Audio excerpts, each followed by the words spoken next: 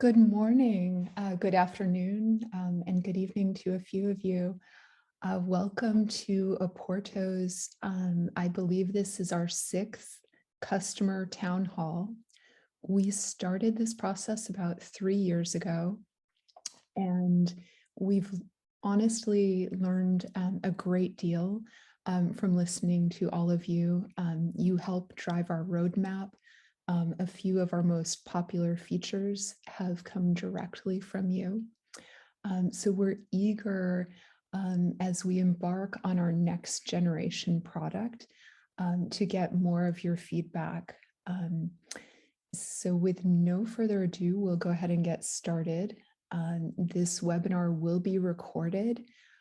So if any of your colleagues were not able to attend, we'll make that available after the event today. And we are excited because almost a quarter of our customer base has accepted. So we look forward to sharing a lot of information and hearing your feedback. Please feel free at any point in time to ask questions in the chat, and we will raise those up as soon as there's an opportunity for the speakers to answer your questions. We love engagement, so don't hold back. Please shout if you've got a question.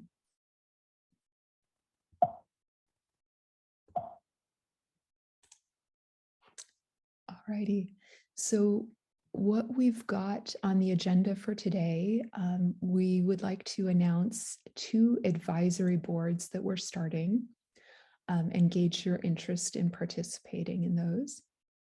The first is around zero trust, and the second is around proctoring of exams. Next, the heart of this town hall will be demos led by our VP of Engineering, James Dixon. He's going to share a demo of our next generation product, as well as virtual USB. Then we'll switch to Anthony, who's going to talk about a new offering around zero trust and our cyber labs, which continue to gain popularity simply because there's a lot of need for training new security professionals. And last but not least, I'll share our roadmap for the current product. And we, in spite of a lot of content here, we aim to leave time for discussion, but we welcome questions along the way too. All right, so the advisory boards are something new that we are doing. So there are 2 areas that we are investigating. The first is zero trust. This is driven because of a lot of the security issues that have come up over the last several years.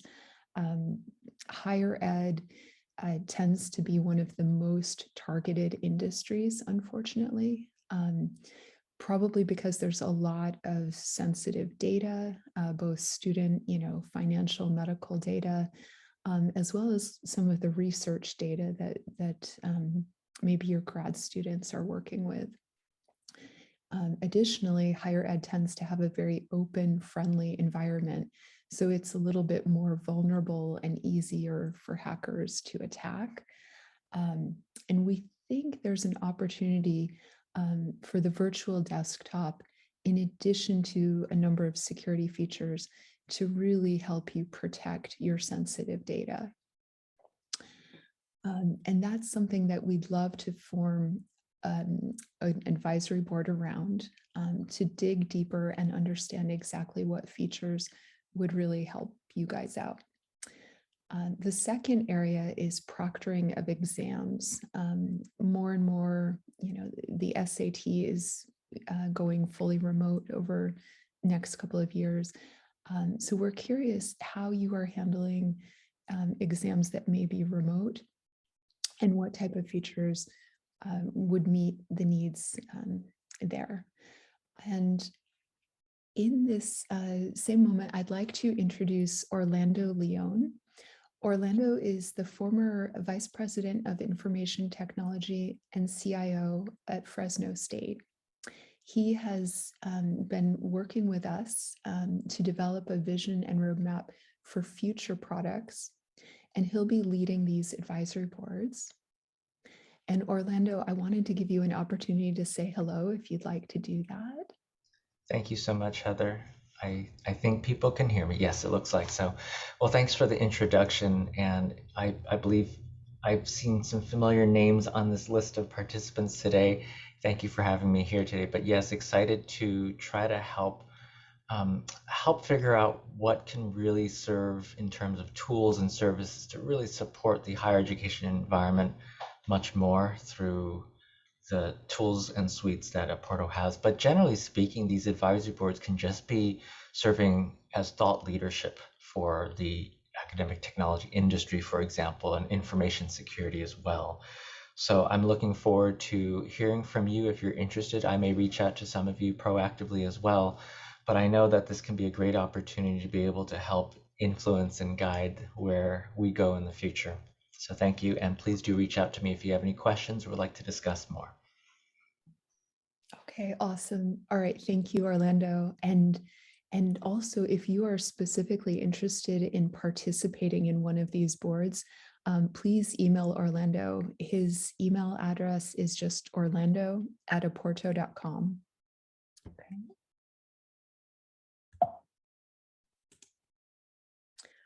All right, and then what many of you probably came here to see is a sneak preview demo of our next generation beta product.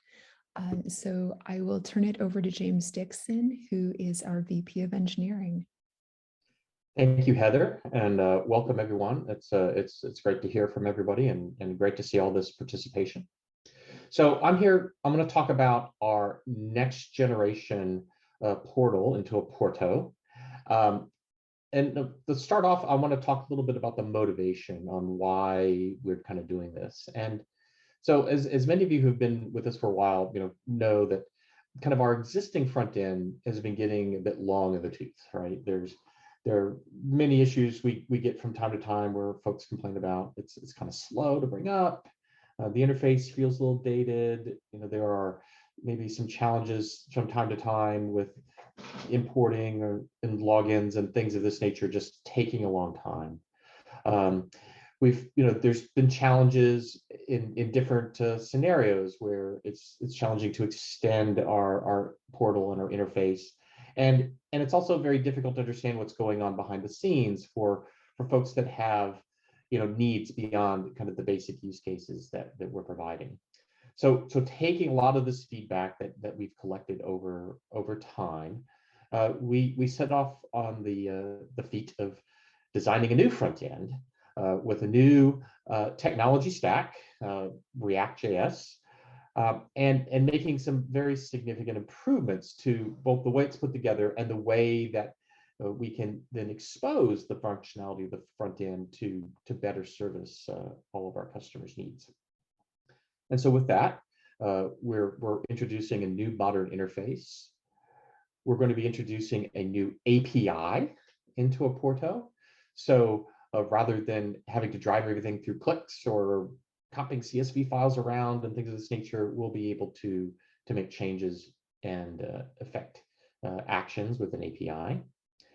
We're also accentuating a separation between application and infrastructure management in our portal. So administrators that are more focused on providing access to applications will be able to have their views versus folks that are more interested in the infrastructure side of things. And we're of course along the way making various other notable enhancements to the interface to make things a little more clear, to simplify some workflows, and to make it much more accessible for new users and new administrators to understand. Next slide, please. So one of the most exciting new features of our new interface is a brand new REST API. everything in the new Apporto front end is actually going to be drivable via an API. So everything from creating users to applications to launching to pulling analytics and reporting, everything will be available.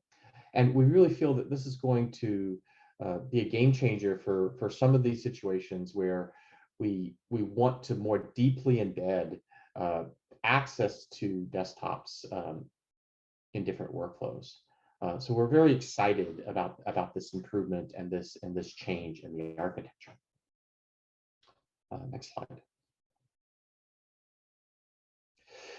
The other significant change that we've done in the back end is a separation between tasks that are related to the management of the infrastructure of Apporto. So these are managing your servers and their scheduling, updating the content of our templates, Active Directory, network segmentation tunnels, all of these types of things. We're pulling a lot of things that we used to do in the back end forward and making it available to folks that are interested or have a need to more closely monitor or manage the infrastructure components. And so a lot of this, again, is stuff that we've already done and have been doing for years, but has just never been properly visualized or properly exposed to the administrators that need it. So we're very excited about these types of changes and what it will mean for folks in managing. And kind of key to this infrastructure management is this idea of a virtualization pool. And what virtualization pools are this idea of, as we've offered over the years, this idea of multi-region support for our services. We've had to come up with different abstractions that help us manage the availability of applications across those regions. And our virtualization pool concept will help with that. Next slide. We're also simplified application management in the next gen. So for those of you that have been taking advantage of our desktop variant feature that we released a while ago, we've improved the interface in the next generation interface to allow us to manage variants and regular applications in much the same way. So this simplifies the task for application managers to building new desktops and assigning them to the various groups and users that require them. And again, all of these models are things that we've done in the back for quite some time, and this is the first time where we're exposing these to administrators, and we're very excited about that. Okay, next. All right, so now what I'd like to do is I'd like to actually share with you a live demo of our interface. So give me a moment, I will share my screen. Heather, I think you need to stop sharing for me. Okay.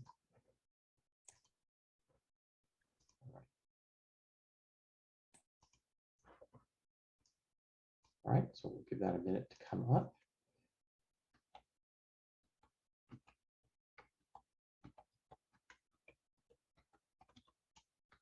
So this is the new next-gen interface. We're going through our login process here. And much like in our classic interface, the default view for an end user is to land on our application store where we see the available apps. And immediately one can already see the speed improvement in the new interface is significant. Kind of gone are the little beach ball of death that some of you see from time to time as bringing up and browsing through things. And you can see we can quickly step through various screens without any delay whatsoever in bringing things up. A lot of the same UX that you're familiar with is preserved. We didn't want to revolutionize too much and just kind of update the interface and update the view. So we see our applications, we have our launch buttons just like we had before. But the big changes we'll see is when it comes to actually managing users and groups. So we start off here with our user screen. So we see over here, we have a list of users. Here we have the ability to do filters and filter and smooth out the list, as well as go in and actually edit specific users. So if I look here at this user, here's Anthony. We've set him up with his email and his name, his role as administrator. And the big thing that we see right off the bat is that all of the things that we care about when managing this user are immediately available to us as an admin. So I can see immediately the groups that Anthony is a part of, and I can add Anthony to a new group right from this interface. I can also see, based upon the group measurements, the applications that Anthony has assigned to him right there in the list, as well as any specific permissions that we've granted the user. So this has combined several screens that used to be spread out in the old interface into one view, where we can simply see all the information that's important to the user and the service that we're providing to them. We've done very similar on the group page. So we see our groups. I can go in and I can edit a particular group. And just like with the users, all the information about the group and its relationships are right there. I can see the names, the descriptions, all the users in the group conveniently tabbed, so that we don't fill up our page. The permissions that are granted to the group by default, as well as all the applications that are associated with that group. So what we're going to do real quick, just to see how that flow goes, is we're going to go ahead and we're going to create another user. So I'm going to go ahead and make Orlando a team member.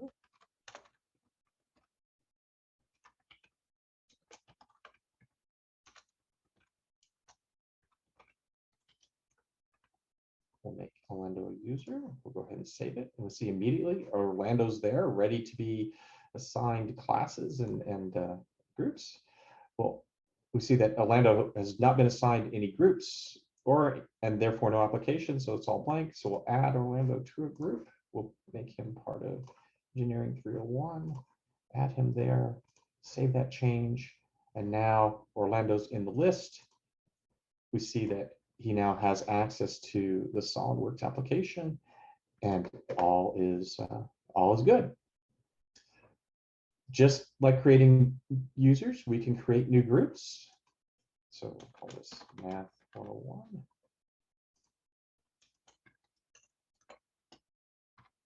And again, you can see very simple, very zippy, very speedy. New group is created. And I can, from this screen, I can go and I can add any number of users to that as well. Users are in. I go back to my user screen, and I can see that the users that I've added have been part of the group, and they have access to new applications. Okay. So that concludes kind of our quick overview of the new next generation Apporto interface. So now let's step back to the slides and let's talk about USB.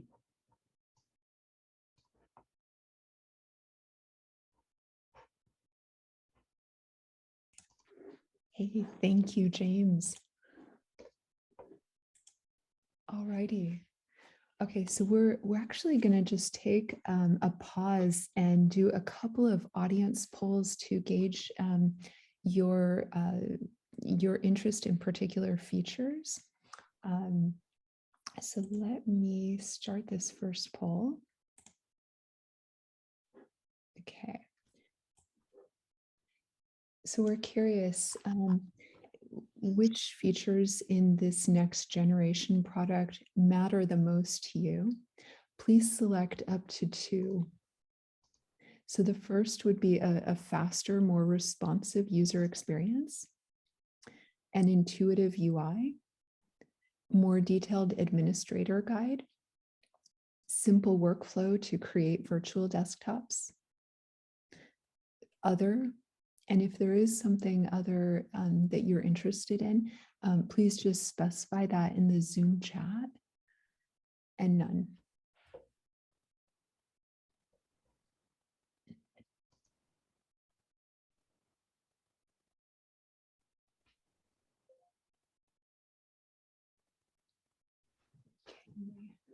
And it looks like the responses are slowing down. I'll give you guys a few more seconds.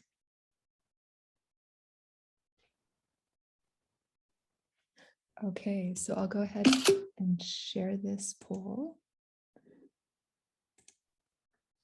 All right, so it looks like the winner is a faster, more responsive user experience. And next would be a tie between more intuitive UI and simplifying the workflow to create virtual desktops. Okay, thank you for your feedback there. That's very helpful. Heather, someone mentioned accessibility. Yes. Actually, a couple of people mentioned accessibility. Okay, thank you so much for pointing that out, Anthony. I'll take a moment to address that one specifically. So we care a lot about accessibility, and we work with a third-party vendor. And after each release, we do a full audit. And what we've found is that with our current product, we are running up on some technical limitations. And that's definitely one of the things in our next gen product that we're designing for, so that we can meet the full accessibility standards. So thank you for those of you who raised that.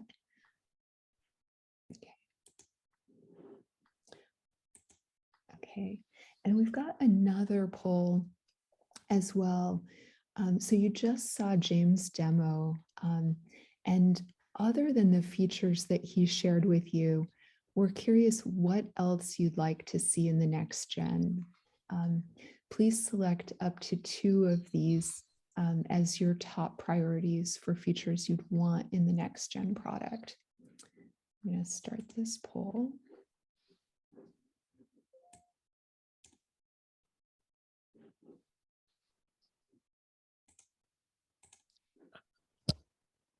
Heather, you want to communicate on, explain some of those, for instance, as an example, the assignment submission is a feature we have today in Canvas, whereby a student can submit his assignment back to Canvas in one click. And we are considering extending that to other learning management systems. Yeah, exactly. Thank you, Anthony. Additionally, so customizable roles. In the current product, we have the ability to set permissions to particular apps and groups and so on. In the next gen, is that also really important? And for many people, it likely is, beyond the basic set of roles like an administrator, faculty, or staff. Another potential new feature is anonymous users. And we've heard a few requests, people who would like to send a link maybe to, I don't know, a contractor where they could just log in without necessarily having a dedicated account. Additionally, analytics and reporting. For some of you, it's nice to have. For others, data is how you run your business, of education. Anthony spoke to assignment submission.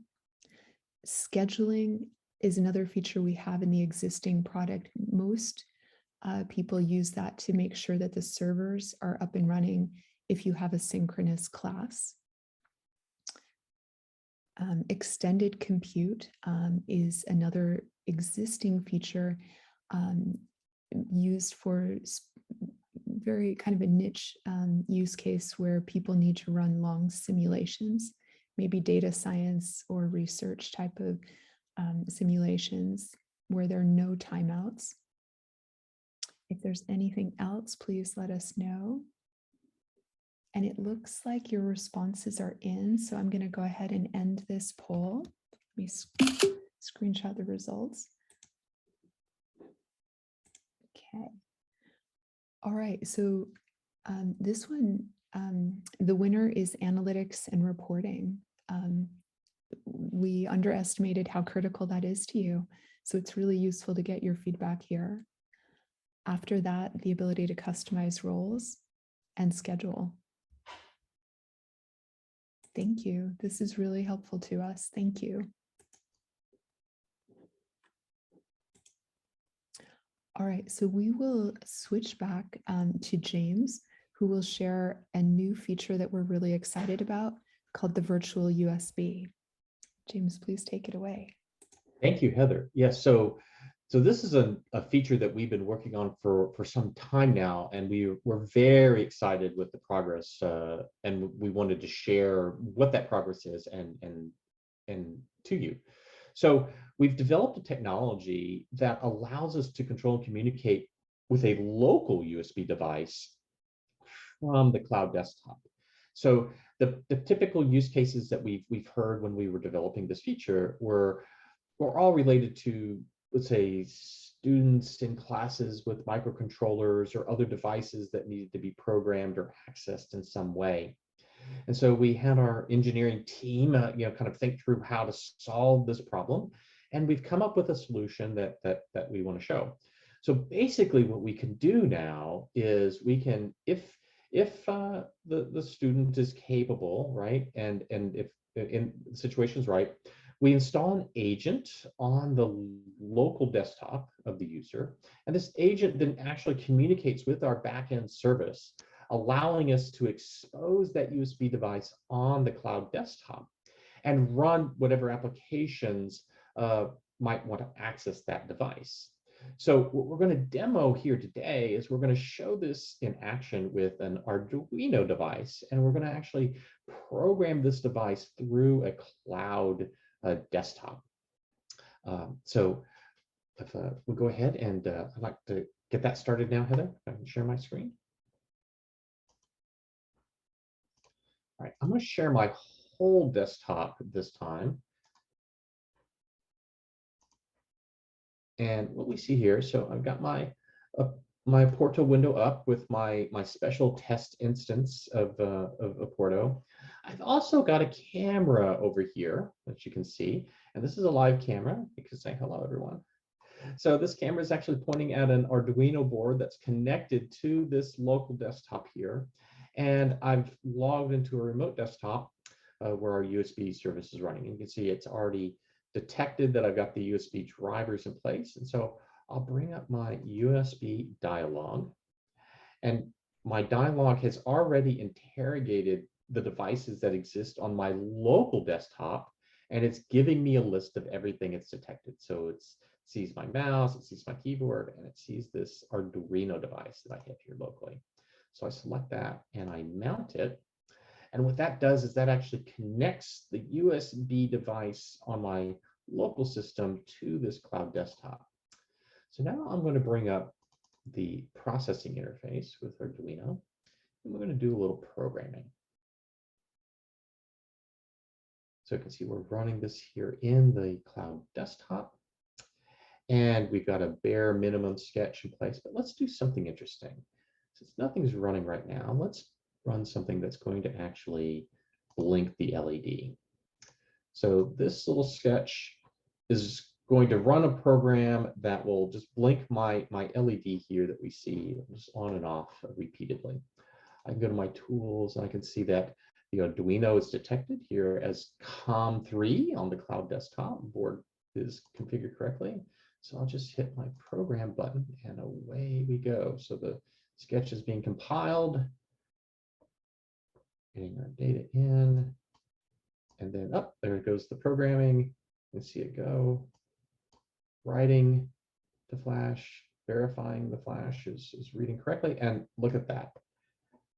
Look at that. So my LED here locally is blinking, that's connected to my local system, but all the programming and all of the initiation happened on the cloud desktop. And just to prove that we really did this, we're going to go here and we're going to reprogram it again with nothing. So I'm going to go click it again. So compiling my boring program, running through, reading, writing, verifying, done. And you can see my LED turned off. So exciting stuff, exciting stuff. So we're very excited about this particular feature. We think it's going to help in many situations where you've got a lab and you've got, students that have devices that they need to do physical programming with in one way or another, and allow them to just need to worry about the device and not have to worry about the full desktop. So stop that share and switch ourselves back to the slides. Heather?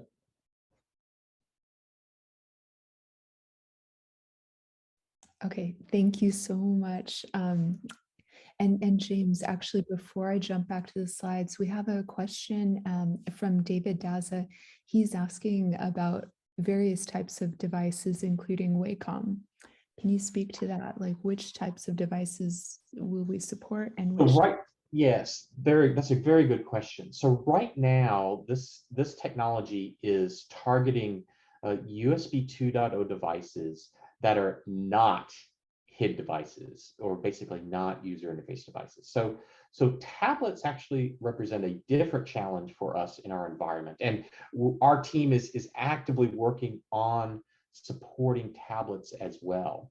However, this particular feature is targeted specifically to devices that are typically programmed through USB. So devices that behave like serial devices for the most part. So whether it's Arduinos, Raspberry Pis, it could be phones, those types of devices. Lab equipment potentially is another option. Many things that follow that basic protocol can be supported. HID devices will be supported at a later time, but not with this release. Yeah. Okay. Yeah. Thank you for the clarification, and agreed. I was just going to echo what you just said. So in the future, we definitely see that there's interest and need for PID devices like Wacom, or even in art schools where folks are drawing on tablets. So those are things that we are exploring and are on our radar. And so we'll switch, now that you've got that demo in mind, we are interested in, whether or not you have a need for a virtual USB service this year. So let me start one more poll here. Okay. Okay, you should be able to see that now. And we're just curious if you are, if you do have a need for this, is it for Arduino and similar devices, for virtual reality, for some sort of specialized hardware like lab equipment, possibly for USB forensics, other or none?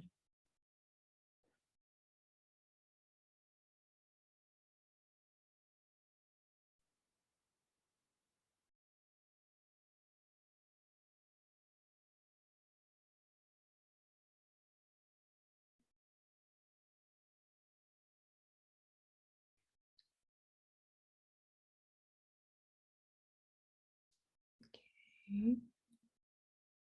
All right, it looks like the responses are slowing down. I'm going to screenshot this to capture it. And let me share these results with you. So in this case, winner is specialized hardware. And next up, Arduino and similar devices. Yeah, so this is very helpful. And if you do, so for folks who answered yes for specialized hardware, in the chat, please let us know what type of equipment you have a need for virtual USB for. Okay, thank you. All righty, so a question that I imagine a lot of you have is, when will this be available? And so James, would you like to speak to that? Yeah, so we're excited about offering the first access to beta starting mid-March of this year.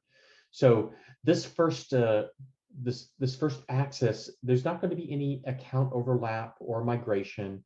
If for those that are interested, we'll set you up with a separate beta instance that will allow you to become familiar with the interface, to play around with the API.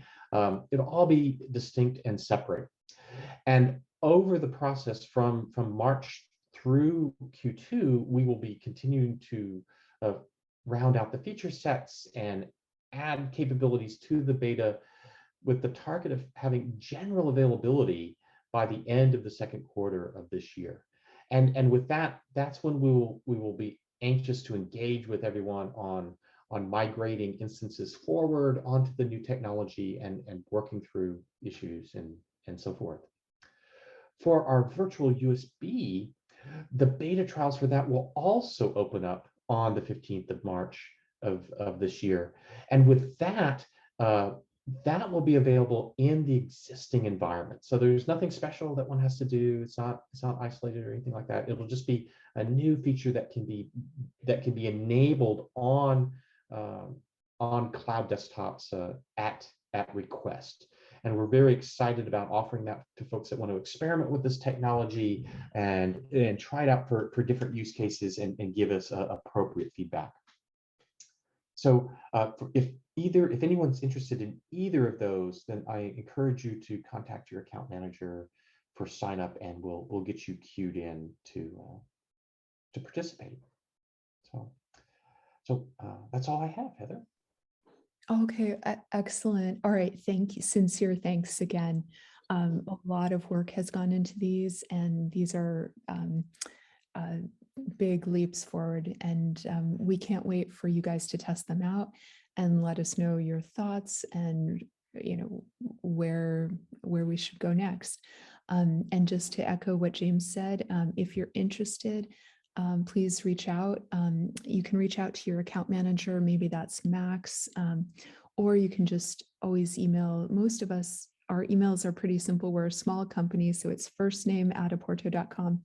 You're welcome to reach out to me, Heather@apporto.com as well, if you have an interest in any of these betas. All right. So now we're turning to another new offering. Given the recent needs in security, we have seen an opportunity to have a zero trust virtual desktop. It's our virtual desktop with an additional set of security layers and features. And Anthony Owaida, our founder and CEO, many of you probably interacted with him. He's going to share a lot of background on the need and what we're doing in this space. Thank you, Heather, and thank you, James, for a great demo. It looked absolutely fantastic. Thank you both. So the reason, I'm sure many of you guys are familiar with zero trust, the concept of zero trust. Essentially, if I was to summarize zero trust, it says always, authenticate, never trust. And it's obviously an approach that many universities, many companies are taking. And the reason they are taking this approach is that particularly the higher ed, even though higher ed does not have a lot of money, as Heather mentioned earlier, higher ed tends to be a favorite target for ransomware, for malware, because higher ed tends to be a trusting environment. And therefore, ransomware and malware find a reasonably simple entry point to those organizations. And the reasons bad threat actors are able to penetrate those organizations is because there's maybe no physical security in remote work setup, and or a user can navigate perhaps to a website that contains active content with malware, and now his device is infected, and in turn, his device becomes an entry point to the network, an entry point for malware to the network. And finally, obviously, there is sensitive data in higher ed. I'm sure you guys are familiar with FERPA. You're familiar probably with HIPAA. And therefore, the combination of the lower security levels and sensitive data is obviously a very challenging environment. Next slide, please. So if you think about the old security perimeter before COVID, it was largely the campus network. And yes, there were employees who worked remotely, but this was, far and few in between. But what has changed now is that most universities now allow their employees to work remotely.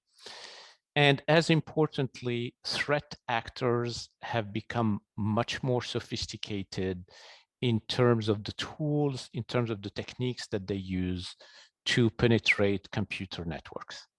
So if you think of a typical VPN environment right here, you can see that a user, VPN essentially, think of it as a conduit, right?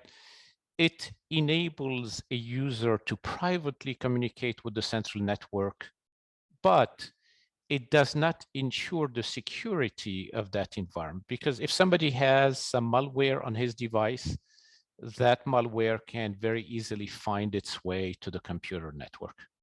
Conversely, if there's private data on the computer network, that private data may be stored and resides on the end user's device. So the bottom line is that as a result of those changes, the security perimeter went from being the campus network to becoming everybody, essentially the internet, where you have to worry about the security posture of your employees, maybe their physical security. If they go and work in Starbucks, what is the security setup there? So the headaches have become much, much more than they were before. Next slide, please.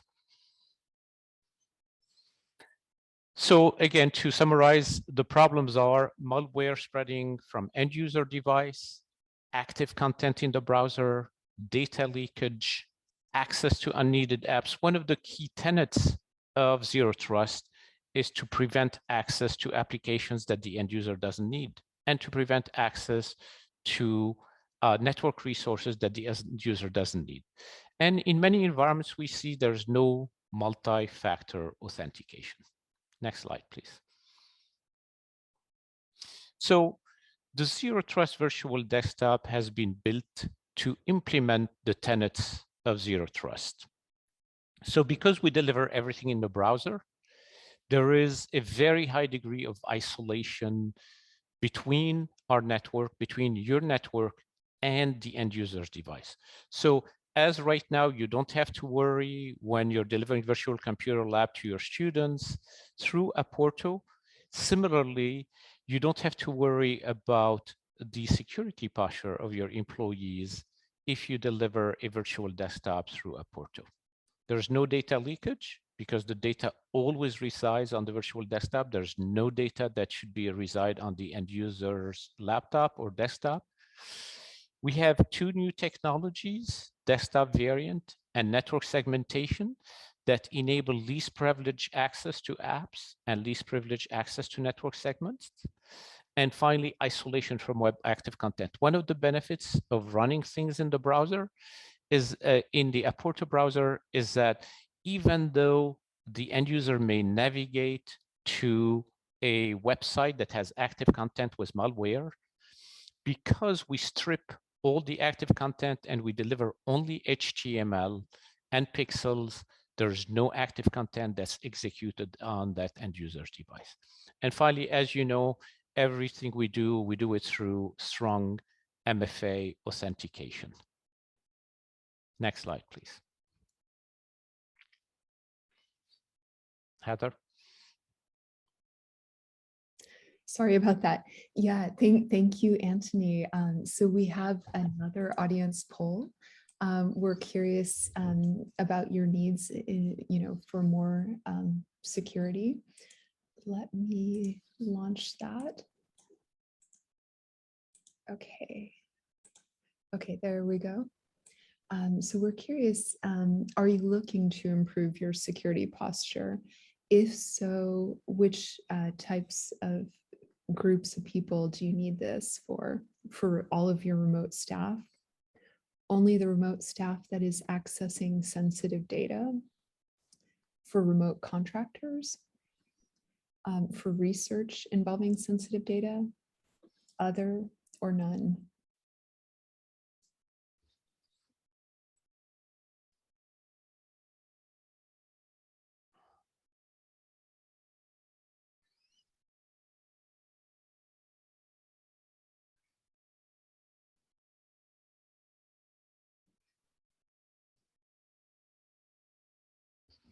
Okay. It looks like the results are in, so I'm going to end this and share. So it seems like the primary need is around staff, particularly those accessing sensitive data, as well as research and to some extent contractors. Screenshot that to save it. Thank you for your feedback. All righty. So there's another set of tools that we've been hearing a need for. And Anthony, let me know if you wanted to continue to speak to this portion. Sure. Okay. So the need, as I'm sure many of you guys are familiar with, is that there are very significant labor shortages and huge demand for computer science, information technology, and particularly cybersecurity. We talked to many of you, and many of you have expressed a need or the desire or have told us that they're starting a cybersecurity program on campus, which obviously is a great endeavor because there is huge demand. In fact, Cybercrime Magazine mentions that there was a 305% increase in cybersecurity jobs between 2013 and 2021. So computer science, information technology, which could be things like system administration, database administration, cybersecurity are areas in very high demand. And quite candidly, even though we are in the heart of Silicon Valley here in Palo Alto, we cannot find the resources, nobody can find the resources that they need in today's environment. Next slide, please. Actually, Anthony, if you don't mind, I was just going to raise a question from Ariel. This is regarding the Zero Trust desktop. So jumping back a moment, he's asking if among the features that we're considering, if one of them is watermarking, to, you know, because people could potentially just take a picture of sensitive data. Yeah, so thank you, Ariel. Actually, that's a really good idea. In fact, the way, I mean, right now you could watermark the virtual desktop with something that's generic, perhaps something that says, you know, Fordham University, but we want to be able to watermark it with the user's either email address or the user's name. And that would enable you, if somebody were to take a picture, you would be able to track down who was the source of that leak. Okay, thank you very much. All right, so going back to this next topic, here you go. Right, so we've introduced a cyber or computer science lab that has been very well received, and our customers are using it obviously for computer programming. You know, it could be simple applications like Python, Git, and that supports network computer programming. We've seen also a lot of demand for networking and systems administration, where a student can log into the virtual desktop and they are presented with a virtual network, and perhaps they have an ISO that they can install, maybe Windows 2019, experiment with all of that. And finally, the cyber range has been in tremendous demand. And the cyber range is the idea that a student logs into the virtual desktop and they are presented with a virtual network where there are vulnerabilities. So they can scan that virtual network, they can uncover the vulnerability, they can take over that network without entering any password credentials. So essentially, they are doing, hacking, and through that process, they learn how bad actors behave, and they learn how to block those bad actors. And the base image can be created by Apporto, or it can be created by your computer science faculty, and then using the Apporto mechanism, they can create an image, they can duplicate that image to the students. Back at you, Heather. All righty, so we have one more poll for you around particular labs that may be of interest. I'm going to launch this. There you go. So we're curious, which of the following labs may be of interest at your campus? Computer programming, system administration, network management, database administration, the cyber range, others, or none?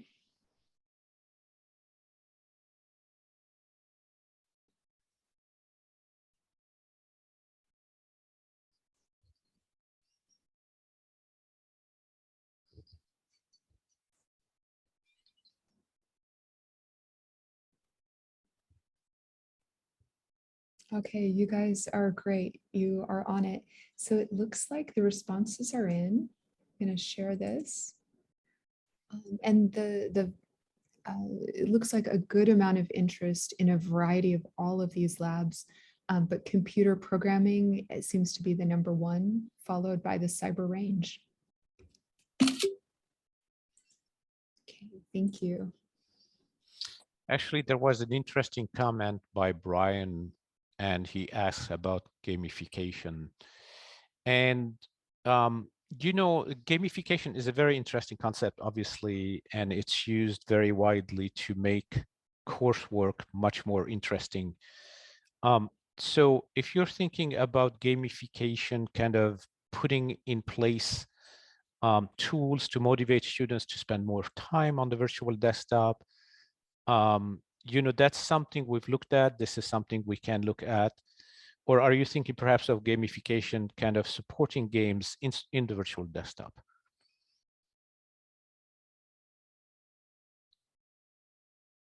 Byron? Okay. Anyway, I think this is an area that deserves further investigation, Heather, and maybe we can have a conversation. You can have a conversation with Byron to understand the need there. Absolutely, I'll reach out, and I agree. I know there are we have at least one feature to promote gamification in the desktop top menu bar. On the right-hand side, there's a little bit of information about how much time and activity the user has spent within the desktop. And the idea there is to be able to see, okay, I've been pretty active, I'm working hard, maybe I want to keep working. Similarly, if that user opens the analytics chart, they can compare themselves relative to others in their group or class. And I think there's research that shows that those things are motivating, but we'll certainly look. I think what he's referring to is very interesting. This is the concept where you may have, for instance, a white team versus a black team, say, and they kind of are, trying to hack into each other's network. So this makes obviously this like a game, and obviously this gets the students more engaged. Or perhaps, they can earn badges as they reach a certain level of cybersecurity. So making it more interesting than your traditional computer lab environment. Thank you, Byron. This is very good feedback. Thank you. Yeah, thanks for the clarification. It's in context of the Cyber Lab. That would be awesome. Okay, Cyber Lab Wars. Okay, perfect. All right, so I'll speak to our last item on the agenda is our roadmap. We're making a few key enhancements to our current product. And these are kind of in order of where we're seeing the greatest need. So the very first one is a portal page on the Apporto website for all customer instances. And the driver behind this is that we see a lot of students maybe Googling Apporto, trying to find out how to log in to what would be your university or college instance. But they land on our marketing website and they don't know where to go. So we want to make it easy for them to find their specific portal and log in. The next is a popular type of app is called app in desktop, where maybe it's a specific app like SolidWorks, but you want that wrapper of the desktop around it so that students can easily, access any tool or utility on the desktop. Maybe it's the cloud mounter so that they can get their files. And we give administrators a lot of tools to create, maybe desktop variants, but we also want to make it possible for administrators to create an app in desktop without relying upon Apporto support to do that. So just more tools and flexibility for those of you that want to manage specific types of applications. Another area that we're continuing to evolve is the virtual classroom. We recently added support for multiple faculty. And the use case there is that sometimes you might have teaching assistants who also want to help facilitate the class. And in order to do that, you have to have multiple people. We don't have a TA role, but you could grant your TA a faculty role in Apporto, and then they can log in, they can see the classroom, they can help answer questions, and so on. We are working to add attendance so that you can see of everybody in your class who is there in the class, the virtual classroom. We are improving the deployment workflow by adding the ability to just deploy an image immediately. Currently it's scheduled, but some people just want to be able to deploy right away. Next is zero trust, and Anthony went into a lot of detail around that, so I won't talk too much more about it. But network segmentation is one of the features that we've heard a lot of need for. And that would be once somebody is in the desktop, maybe they need to access particular parts of your network. And we're creating rules that would allow you to define which groups can access particular IP ranges. We're working on adding event logging and monitoring. So maybe in very secure situations, you might need to perhaps take screenshots periodically or record the screen and log particular events, like did somebody download a file and what things of that nature.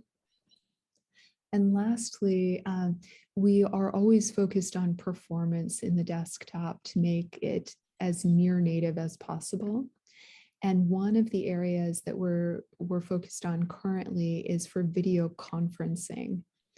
And this falls in line with security because very secure environments require that the video conferencing and all other activities happen within the virtual desktop. So we're working on just optimizing as much as possible that video performance. So let us know if you have any questions, thoughts, or feedback. We're opening it up to discussion. I know we are right at time, but for folks who have 5 extra minutes, we will stay on and answer any questions that you may have. We have a couple of questions here. Yeah, so I'll tackle those. Yeah, so is it possible to create an environment that allows users to install application themselves? And the answer is absolutely yes. We do offer virtual desktops with administrative privileges. and those are priced, differently. So please contact your account manager, and I'm sure they'll be able to help you with that. But definitely, we have quite a few customers, certainly in the computer science area, and other who will be, who would be interested in that. And Angela, I think you're referring to the analytics, and Heather, I think we should make a note of that. Angela is interested in the ability to look at the time frames, not just as it is right now, monthly, quarterly, perhaps, or 365 days. And I think this is something we should follow through